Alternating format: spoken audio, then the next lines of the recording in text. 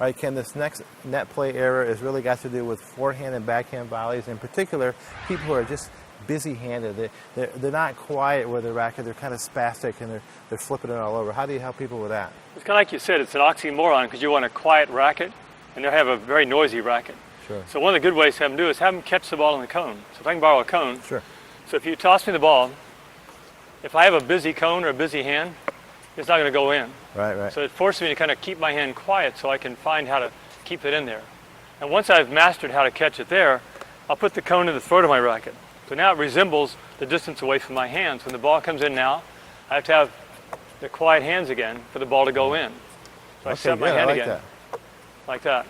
And now, once I get a feel for that, say, let's have it go into the strings. So this time the ball will go off the strings. Right. And if I move them, now I can see the cone move. So I now have a visual of, oh, it's moving again. Yeah. So see, you can play a game keeps their hand because you could say, okay, Ken, cone or strings. And I've either catching the cone or on the strings. All right, I'm going to try it. Ready? All right. Cone. Good. Do I say it after I throw it? Like that. That looks good. Okay, ready? Strings. Good. Again. Ready? Strings. All right, your cone. Good job. Your cone had a malfunction, but that's cool. That's right. It'll eventually knock the cone out. Right. All right, two more. Ready? Okay. Cone. Nice. Quick thinking. And cone. Good. All right, I like that one. Yeah. So with that, now guess what? This works good on the backhand too. I can take the same position, turn it over, have my left hand balance the racket, and once again I can catch the ball in the cone. Okay. So it comes in, I say, in the cone.